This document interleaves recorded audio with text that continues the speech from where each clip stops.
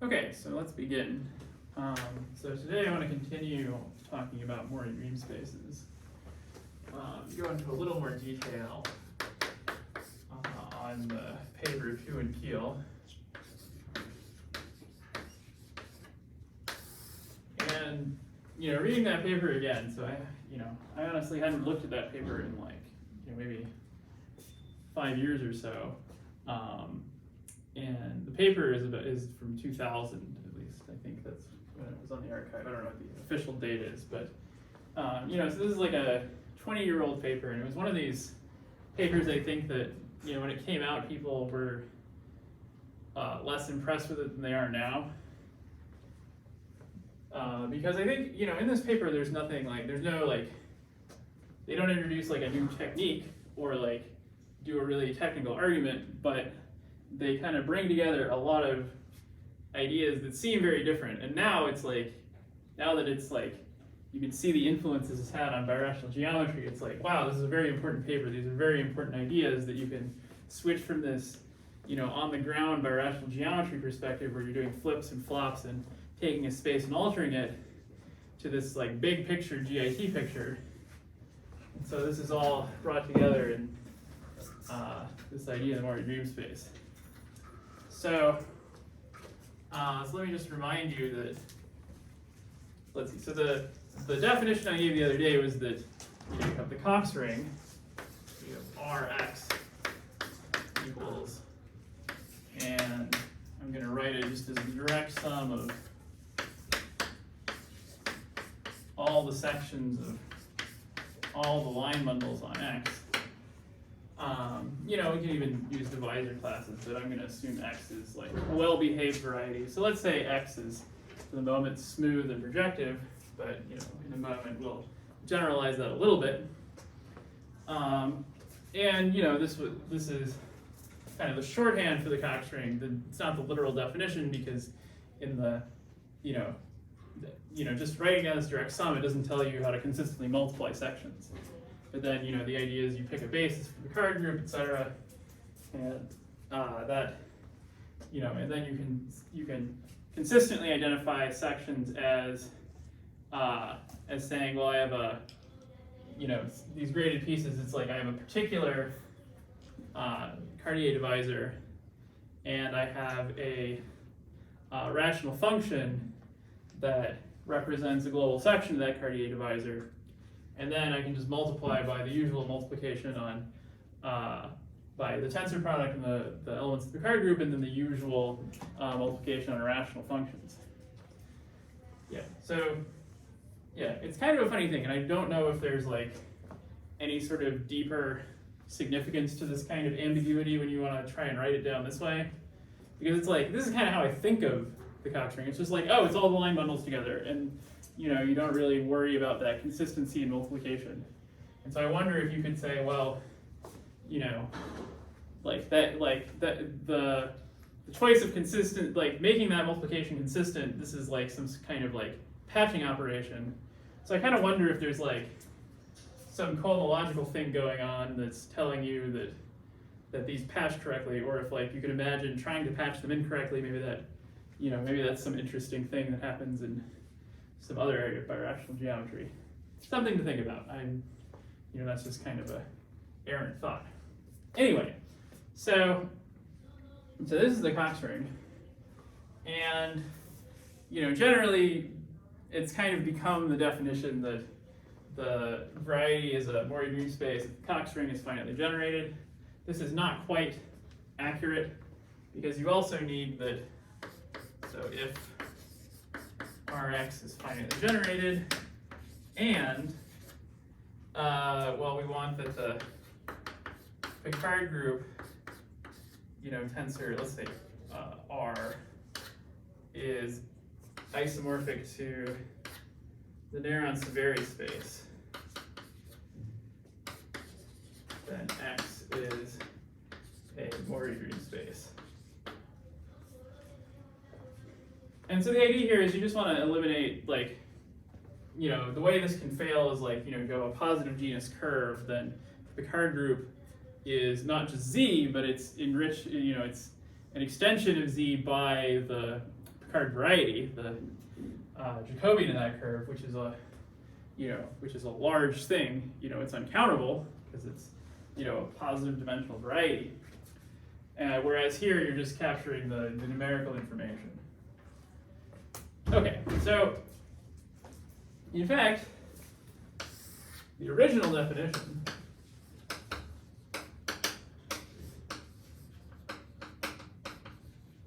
so this is from Hugh and Keel's paper, is that variety X, so let's say X is projective and Q factorial. Okay, so what does this mean, Q factorial? Well, what this means is, if you'll recall back to your commutative algebra, there's this wonderful theorem that says that lets you characterize what it means for a ring to have unique factorization. And the idea is that a ring is a unique factorization domain exactly when every height 1 prime is principal. And the height 1 primes, those are the things that correspond to V divisors. It's like sort of the largest closed subscheme you can have without having the entire thing. And so factorial is to say that your V divisors are all Cartier. So, a scheme is locally factorial exactly when that happens. So then this Q here is just saying that, well, we don't require that exactly. We just want to require that some multiple of all your V divisor are Cartier. So for any given V divisor, there's some function that vanishes with zeros and poles equal to some multiple of that V divisor by an integer. So this is just saying that every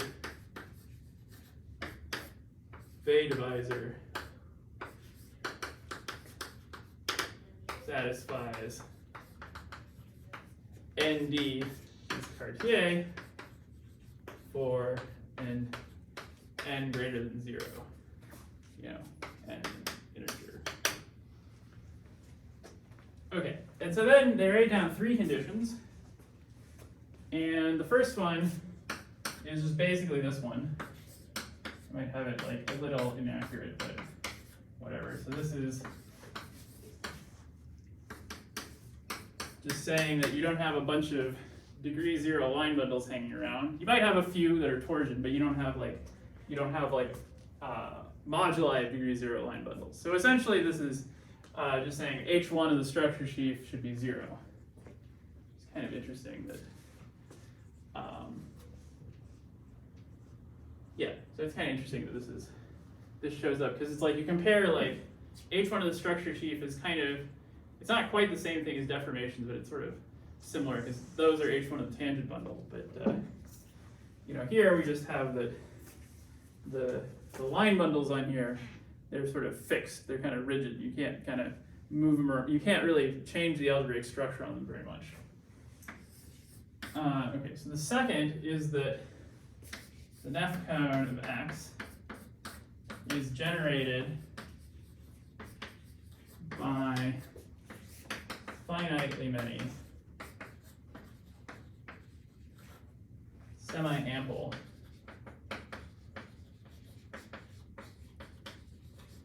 bundles. Okay, so in particular, this means that the Neff cone is polyhedral. So the idea is your Neff cone, might look like, like the cone over a square or something. And you not only require that this is the Neff cone, that it's generated by finitely many of these guys, but these have to be semi-ample. So let's just recall Neff means you're non-negative on every curve, and then semi-ample says that ND is base point free for n really large. Or, we could even just say for some n greater than 0. In particular, semi-ample implies Neff. This is, something we went over before, but I just want to remind you because it's been a while since we talked about these conditions on divisors. Okay, and the third one is not going to fit here, I don't think, because it's kind of the most complicated condition. And so, before I can state 3, we need this notion of a small q factorial modification.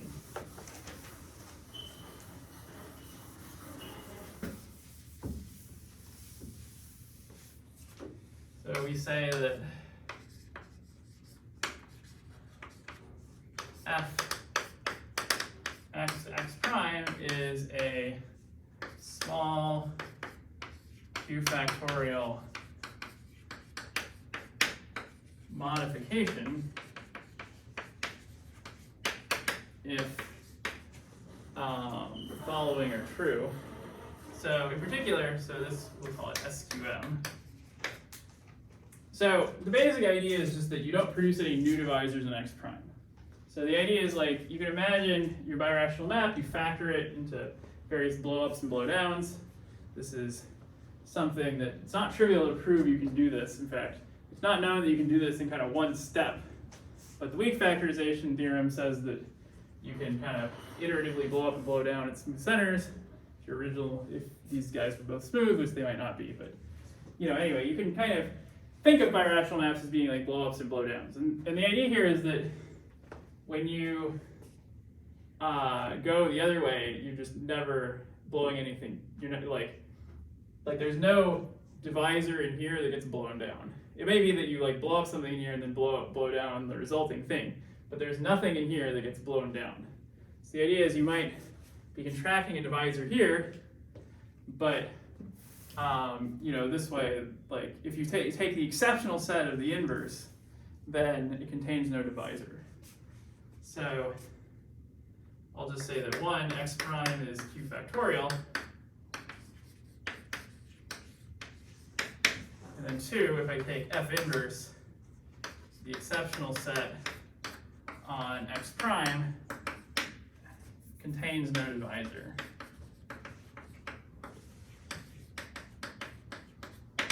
So that's going to allow me to blow down something on x, but not to blow something up.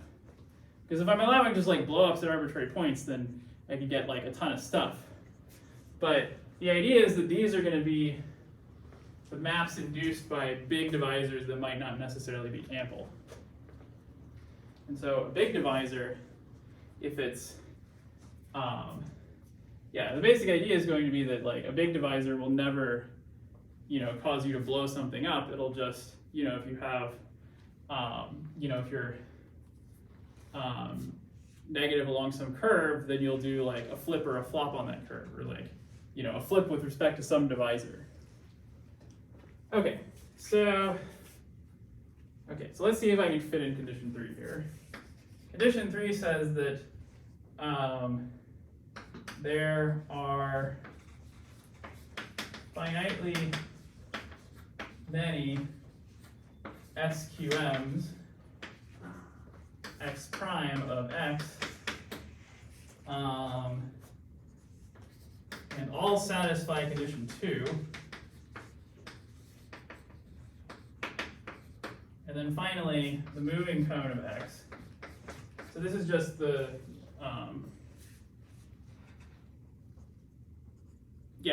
so this is just the cone of all the divisors that don't have fixed components. So this is like a subset of the big cone. The moving cone of x is equal to the union of the nef cones of all the SQMs. X prime and SQM. Okay, and so that's the original definition of Mori dream space. And you can kind of see why this is what I erased it, but the thing about the Cox ring being finitely generated is kind of what people go with. Okay, so today I want to talk a little more about this definition to just kind of try and convince you that this theorem that once condition 1 holds, conditions 2 and 3 are equivalent to the finite generation of the Cox ring. So I want to convince you that that's like a reasonable thing. And the paper itself is not very hard. So if you're interested in this, I really do encourage you to read that paper, because I think it's really one of the best papers to read to like help you understand birational geometry. At least, from this perspective, birational geometry is like a really big subject. And when I was asked to teach this class, I was just kind of like, what do I even talk about? Because it's kind of like, there are a lot of perspectives on birational geometry. And I think this paper was really influential in my perspective. So that's why I'm very excited about it. I'm a big advocate for people reading it. Like it's sort of like, it belongs in the canon, right? Like how these things go. Certain papers stand the test of time, and I think this is one of them. Okay, so when you say this paper, you mean this Fukio paper? That's right. The paper is called Mori namespaces and GIT. And let's see, it's in the Michigan Math Journal from like 2000 or 2001 to something like that. But if you just search Mori namespaces and GIT, then you'll find it.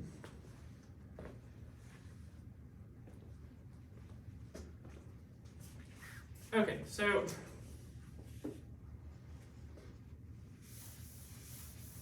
let me give you kind of a sketch of why this is true.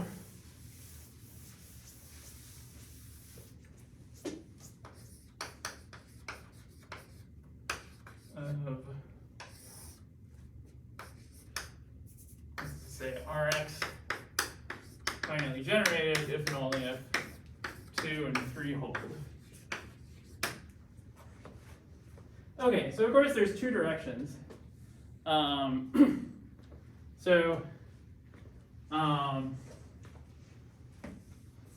if you want to go in this direction, then the tool you use for that is the GIT machinery we've already developed, along with some other things that I will mention later. But the main thing that goes from here to here is this GIT machinery. So this direction is the GIT machinery. And specifically what's happening is that, so the finiteness conditions here and here are coming from the chamber decomposition. So what happens is that the GIT, based on, as you vary the linearization, it gives you, eventually you hit a wall, and then when you hit a wall and it changes which points are stable, then you're changing which model you're on. And so what that allows you to do is to break apart the Picard group into chambers, because the Picard group is really just the group of linearizations that you're allowing on the trivial bundle on here. And so that'll get you 3 that you have finitely many chambers, and then each chamber is going to be defined by finitely many conditions. So that gives you 2, at least, maybe not the semi-ample part, but we'll see in a moment that a Neff bundle is finitely generated. A big Neff bundle is finitely generated exactly when it's semi-ample. So, going in this direction is really the GIT machinery. Okay, going in the other direction is also not super hard.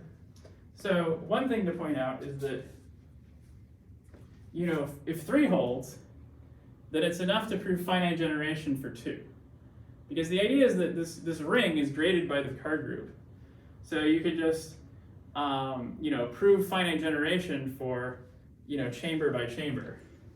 So here we can say, you can imagine I have my Picard group looks like this, and then I can say, well, if this ring here is finitely generated, and this ring here is finitely generated, and this ring here is finitely generated, then the whole thing, if I just take all those generators and throw them in a pile, then I get generators for the whole ring.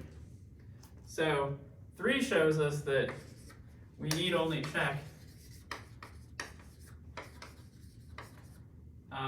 one chamber, or I guess one chamber at a time. So what this is saying is that we can reduce to the case where instead of looking at the entire Cox ring, we're just looking at the ring generated by these finitely many semi-ample bundles, and then we want to prove that that itself is finitely generated.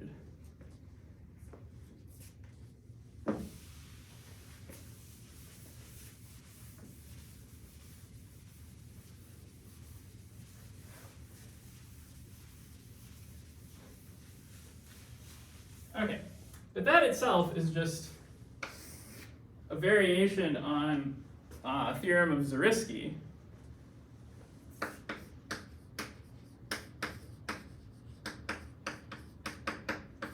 Which says that, given X a projective variety, and then let's say D a Cartier divisor, which is nef and big, then all we got to do to then this ring of sections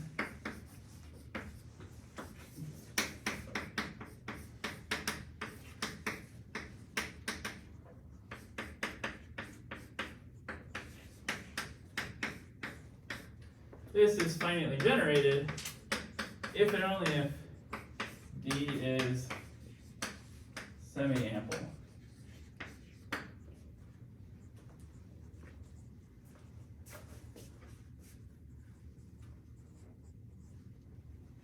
Okay, so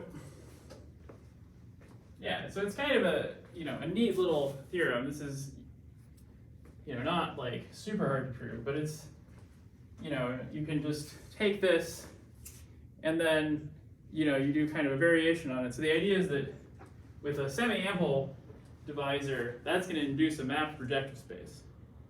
And if you have a lot of semi-ample divisors, well, it induces a map to a product of projective spaces, which you can just map to a single projective space. So, somehow, everything is just like lives in the context of projective geometry. Okay, so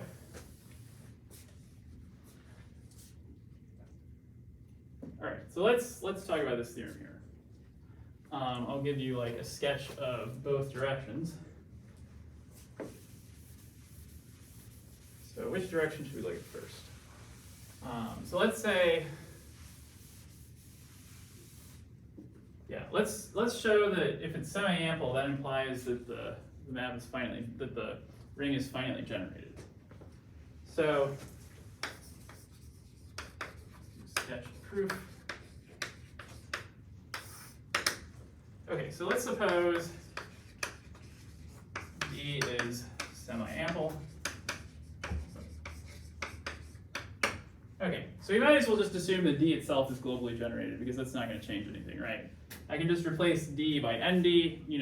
This is going to be a finite module over its Birational subring, blah, blah, blah. You can, checking this is finite generated is the same as checking, if I just stick an M here, it's, the same problem. So we might as well, without loss of generality, assume D is globally generated.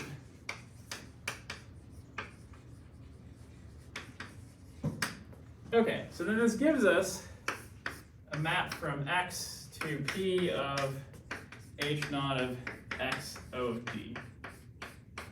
And because D is globally generated, this is not a rational map, and not just a rational map, but a God's honest morphism. And so then you have to kind of think about like what is the structure of this morphism here. And so the idea is that you have a projective space over here, and then you have your X, and then it maps onto its image here.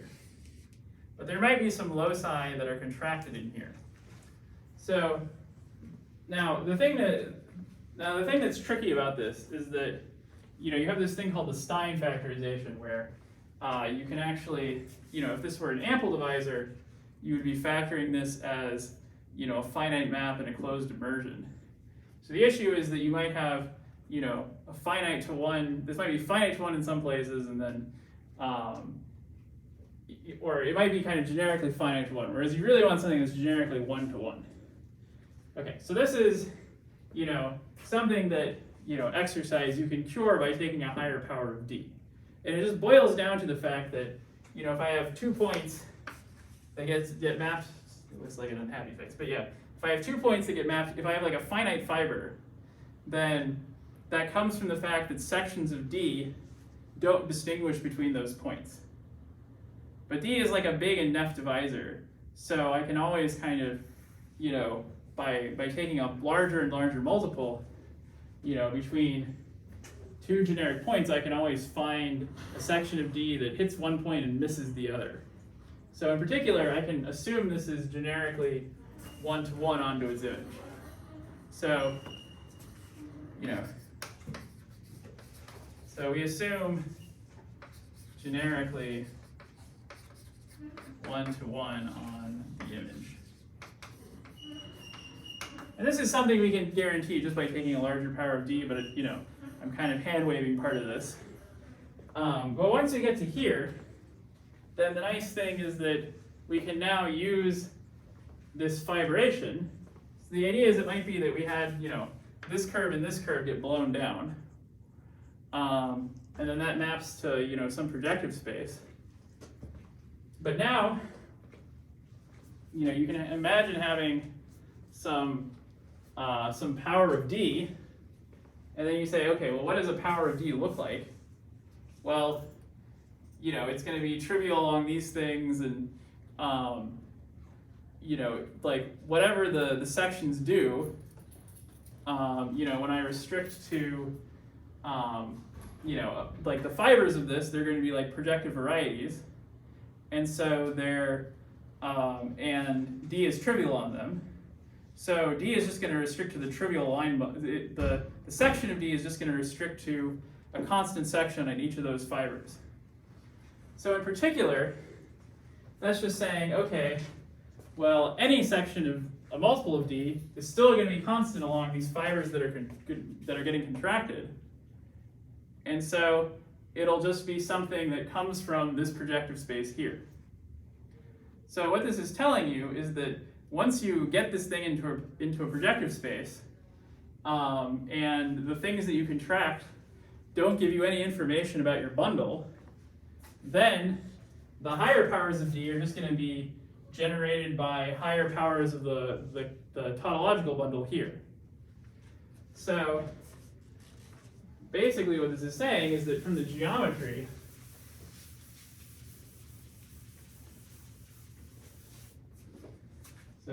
so geometry tells us, or like the geometry of this map, the fact that if I take any multiple of D, then it's going to be, it's just going to be constant along these guys. So then it's going to give me something that's happening over here. And so that means that powers of D are lifted from powers of O of 1 on the projective space.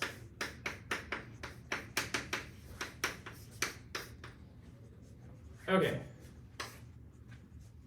But then hence, we just get that the ring K adjoin this vector space.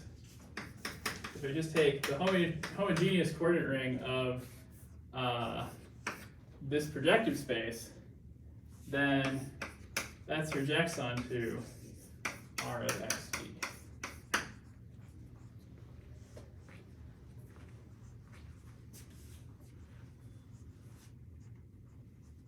Okay, so here, I mean, this is kind of giving you a sketch of how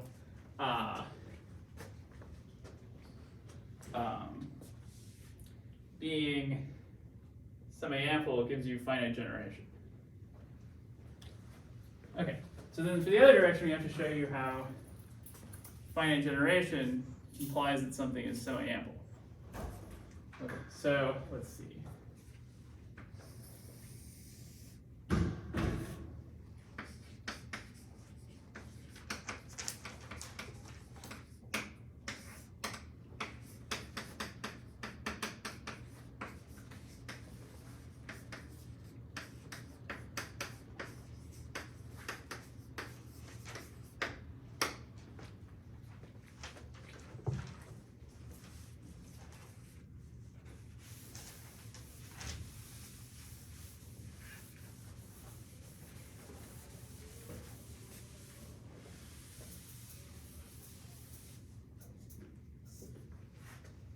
Okay, so let's see. So what's the best way to go about this?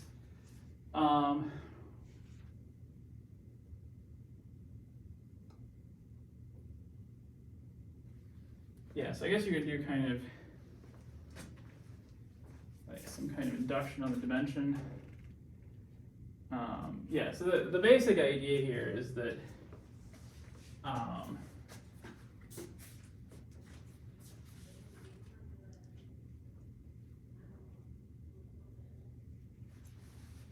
let's see.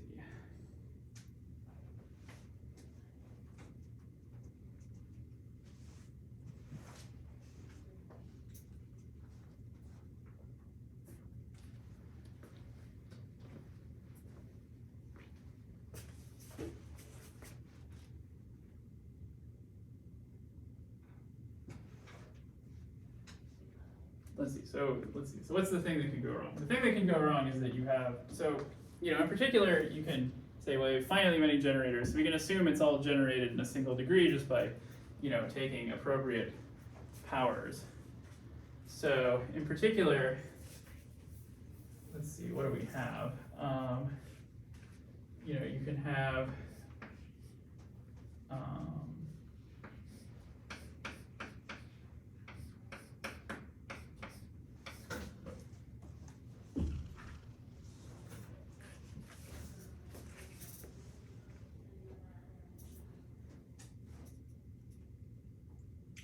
okay, I'm actually blanking on this one right now. So let me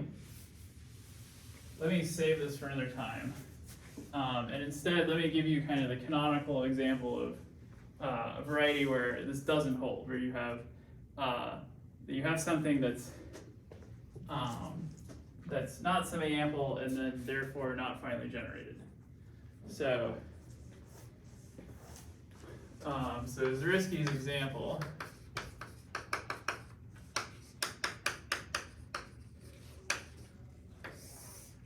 So the idea is you take P2 and choose 12 points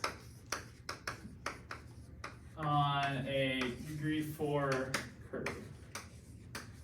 Okay, so that's going to be a genus 3 curve. And what you want to do, or actually, do I want it on a degree 4 or degree 3 curve? I think I want it to be degree 3, actually. Okay, yeah, so this will be a genus 1 curve. And then I want to choose, you know, I can choose these 12 points however I like. So I want that, so choose,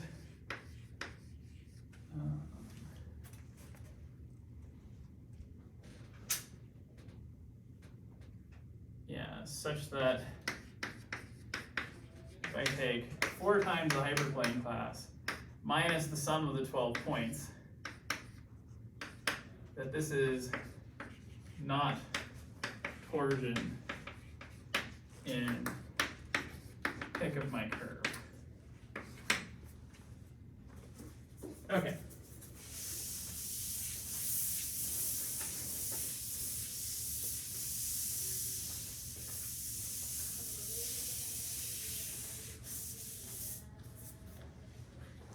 Okay, and so this is kind of the picture you have. You have, you know, your curve, and then you mark a bunch of points on it.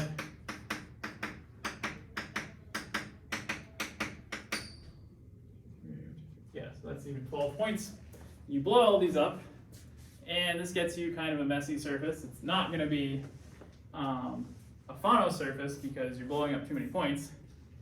And then the whole point here is that you want to create a situation where it looks like you should be able to contract the curve, this curve C, because it has negative self-intersection, but in fact you can't. So the thing that you notice is that, well, C dot C is equal to the original intersection, which is 9, minus 12 for one for each of the points. So this is equal to minus 3. And so you expect that you should be able to kind of, by taking an ample divisor and then adding copies of the curve, that eventually, you know, you can blow down this curve to get some singular surface. Okay, never mind what that is, but in fact, you can't do this in the algebraic category. I think you can do that. I mean, I think you can do this in like the world of algebraic spaces, but you can't do this and get a projective variety. Okay, so how does this work? Well, the idea is we look at so I'm going to take C, and like really, I'm thinking about the strict transform C tilde.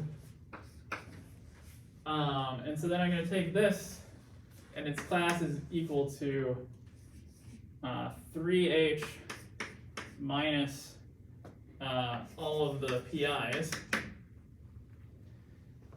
Now if I take H and subtract epsilon times the PIs, this is ample. So in particular, if I just add copies of H to this, eventually I'll land in the ample cone. So the idea is that I have H over here, which is nef big, and then I have C over here, which is neither of these things, but you know, somewhere over here the nef cone ends, and then over here I have the ample cone. Well, the place where this ends is just, you know, the curve that you need to worry about being negative on is C itself. So this is, in fact, this class 4H minus the sum of the PIs. Or I guess I should say the sum of the EIs. And so the point here is that this class is both nef and big. You know, so you can tell it's big because you can fix the C and then move the H around. Okay, but the point here is now that no matter how many multiples of this you take, you're never going to get a you're never going to be able to get rid of the fact that the curve itself is in the base locus. So let's see. Are these supposed to be 3H's, or is the 4H different than this 3H? Oh, they're different. So the curve is at 3H, and then you add another H to get to the 4H. Okay. So this guy has the class 3H minus the sum of the EIs. So if I add an H, and then this intersected with itself is minus 3. So if I add an H to it, then I get something that intersects with C to be 0. Okay, so the idea is we look at this, and then if we take D equals 4H minus these, this has degree 0 on C tilde. But no multiple of D is actually trivial.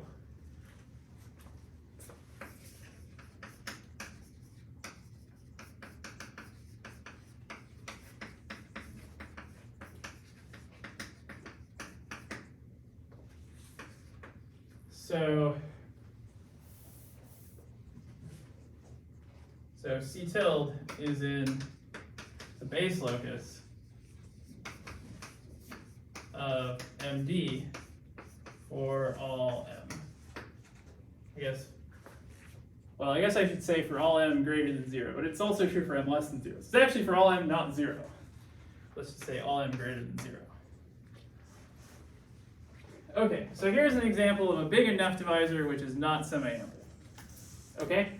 Is everyone clear on why it works that way? It's not semi-ample. And then the idea here is that even though this is in the base locus, it's not very heavily in the base locus. Because the idea is that if you go just a little bit to the right, to the left rather, you're in the ample cone. So if you're just a little bit over here, then there's no base points at all. Turns out, you have to be, so really, so the idea is that if you take, what's the right way to think about it is you want to confirm that C is not in the base locus. Well, that's global generation of some sheaf, right? So the idea is that, if you're only a little bit in here, then, let's see, so it's if you're subtracting C from this, then you'll get something where things are globally generated again, just a little bit into here. So the idea is that the multiplicity of C in the base locus is not very high. So the idea is that when you try and write down the the ring of sections. So what we want to do is we want to show that the ring of sections can't be finitely generated. And the idea is you say, okay, well, suppose we had some generators like at this point.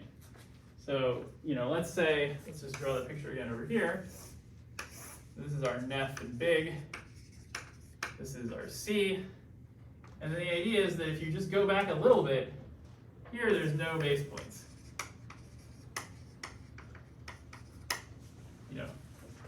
And so the idea is you say, okay, well, suppose that I had all my generators right here. Okay, and so, well, if I double all those generators, then I end up here, and then everything has multiplicity at least 2 along C. But then I'm missing something because I can just say, well, I got a new generator over here. So if sections F1 through Fn generate, then the quadratics F1 squared up through Fn squared have multiplicity 2 along C, but we can find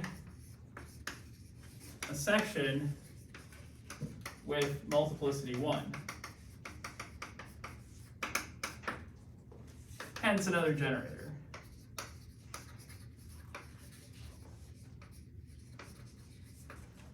Okay, and so this is the idea of how to prove this in general.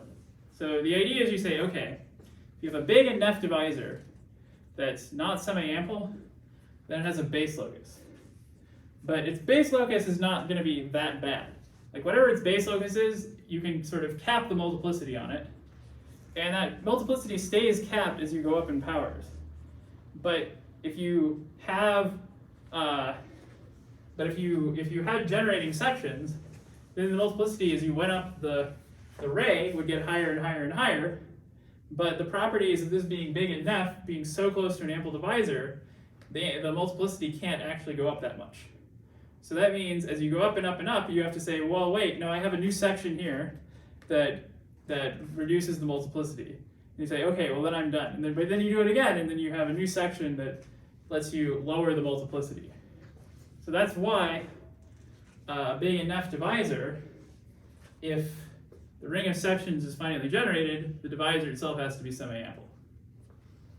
Okay, and so you need to, so the part of this argument that's a little sketchy is you have to say where this land of no base points is.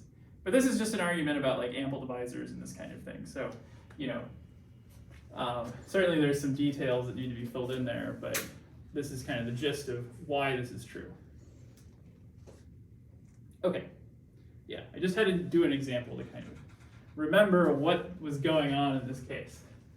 Okay, so in this example, it's, the curve itself is a divisor, but that wasn't really necessary. It could just be like a curve in a threefold or something.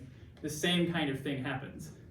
Is that you can kind of keep track of how much your divisor fails to be semi-ample by the multiplicity along some component with the base locus.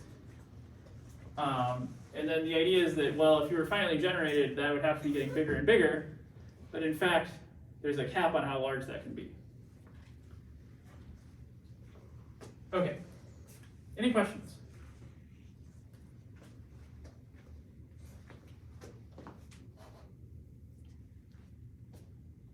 Okay, so we have 5 minutes left, so let's see. I guess I could, maybe it's better to say that for next time, I don't know. So, any questions, comments?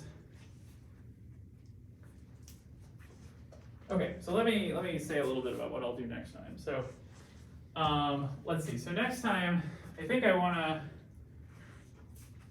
Yeah, I should go over the proof that toric varieties have a polynomial ring for their Cox ring. This is actually really easy to show when you when you have kind of the right perspective. And I also want to talk about Cox rings in the context of M0n. So as a preview for that, so you have this idea that a toric variety is a Mori dream space, And then you might want to say, well, what's like how far away from being a toric variety do I have to be before I cease to be a Mori dream space?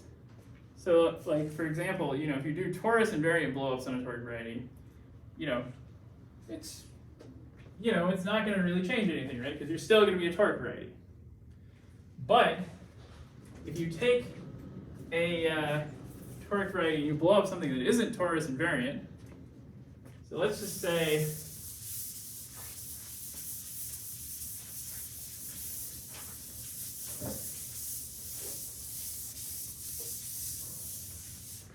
you have some toric variety,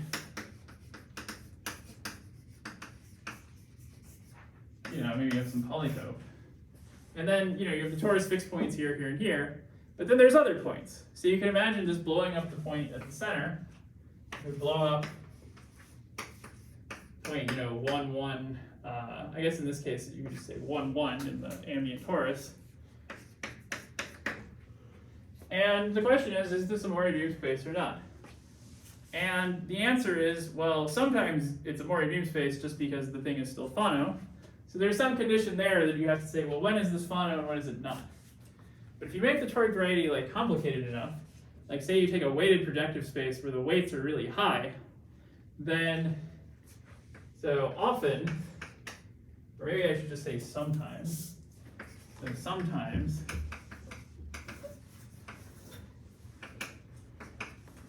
the Cox ring of the blow up of, let's just call it 1 1 of the toric variety is not finitely generated.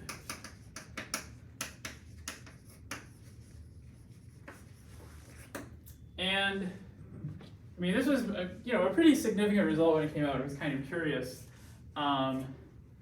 Let's see. So I think the first place I've seen a result like this is I think it's a paper of Goto, Nishida, and Watanabe, where they're doing this. I forget exactly what they were interested in, but the way they proved it. So you see these rings from a variety of contexts, and here they're thinking of this as a symbolic Reese algebra, which is the way you get. Basically, the Reese algebra is telling you how you get a blow up, and symbolic Reese algebra tells you how you get a blow up when you're looking at the level of the Cox ring. So they're saying, okay, well, if I take the symbolic Reese algebra of a monomial ideal, is that finitely generated or not? And they gave an example where the answer was no, because it was, here, it's toric variety, so that's why it's a monomial ideal, or I guess a binomial ideal, rather. Yeah, it's a binomial ideal because this is toric varieties, and so you're just saying, well, this is x minus y equals 1, y, that kind of thing. Yeah, so this is x equals 1, y equals 1, so it's two binomials. And, so they find that this algebra is not finitely generated. And the way they prove that is by doing the computation in positive characteristic, and then noticing the number of generators that it's finitely generated all the time, but the number of generators goes up and up and up and up. So, if you try to lift it to characteristic 0, you have too many generators. Okay, so, yeah, and so then you can kind of get the numbers down, make this less, make it less complicated, but still not finitely generated. Yeah, if you want an accessible problem in terms of getting started, this is something interesting to work on that people still, don't have a complete understanding of. But what really interested me about this is that, I was already interested in this, and then eventually Kasparov and Tavlov came out with their paper where they showed how you can use a result like this to show that M0n bar is not a Mori dream space for large N. So my goal for the upcoming lectures is to say a little bit about that. Because that was really, I think, that was really revolutionary, and I think was a kind of a vindication of this Hu and Keel paper, because they said in the paper their original motivation was to attack this conjecture about classes on M0n bar. There was this conjecture, the F conjecture, that said, well, here's a classification of the curve classes / the divisor classes, And they said, oh, well, one way you could prove this conjecture is by showing that the variety is a Mori dream space. And one way you could disprove it would be by showing that it's not a Mori dream space, and showing, oh, well, I have like, I get more and more classes, like I have like way more classes than I thought I did. And so that's what Kastrovit and Tevlov did, is they used this perspective to disprove the conjecture. Okay, so yeah, we'll get to some of that next time.